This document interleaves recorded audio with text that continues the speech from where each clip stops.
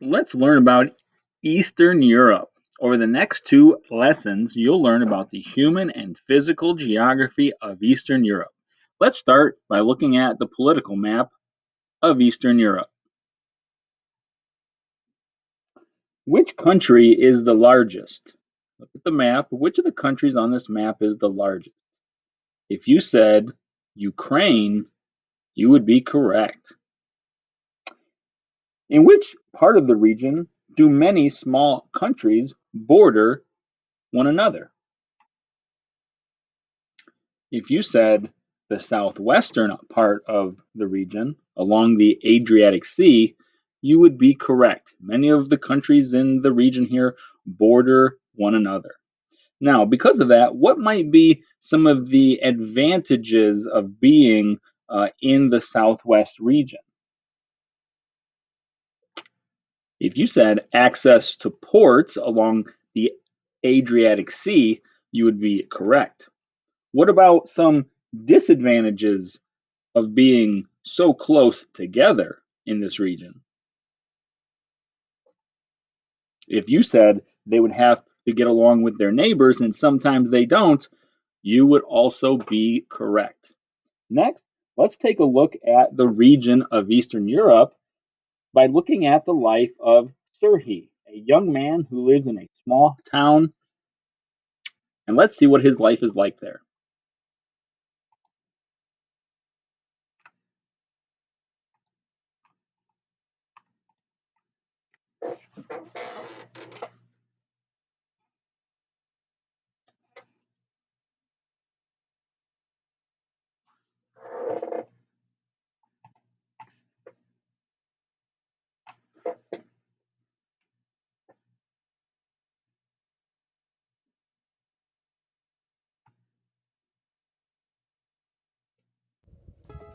Ukraine is a former member of the Soviet Union. Tough economic times mean day-to-day life for many here is a struggle.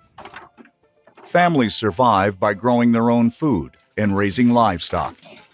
Fortunately, much of the land of Ukraine is fertile, and rich soil makes farming an integral part of life.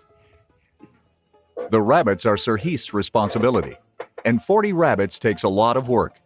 But at 16, he's used to getting up early and pitching in on his family's farm in Bespalch, a small village in the Cherkasy region of Ukraine. Just like in all families, we share responsibilities. I'm responsible for the rabbits, and I like taking care of them. And I also help Grandma with the pigs and geese.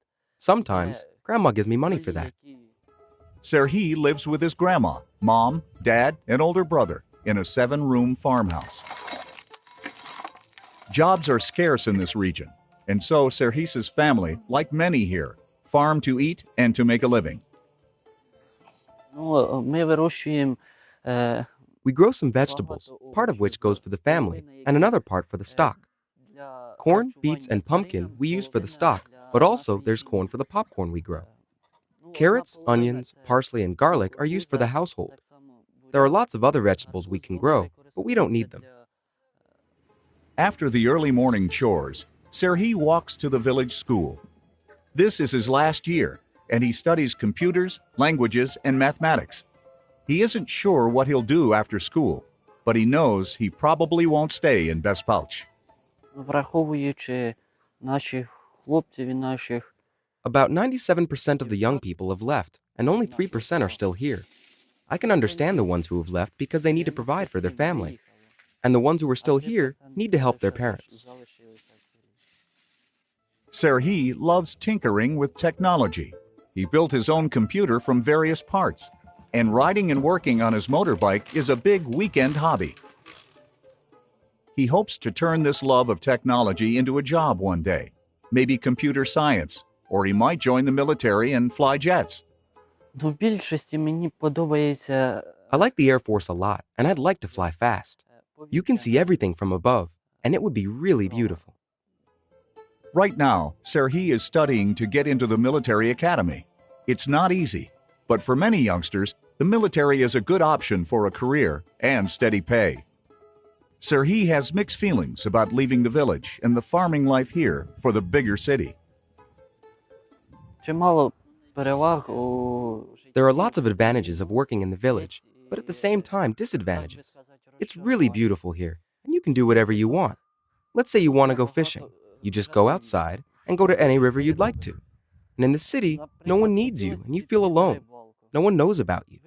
But at the same time, in the village, you have a lot of land to take care of. You have to feed your stock and take care of them. Your life should be easier in the city.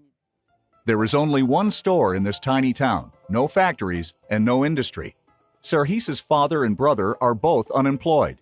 So this 16-year-old understands that his future lies beyond these fields, away from the farm. In 10 years, I'd like to have a family and enough money to provide for my family. I'd like to be a colonel or general or something.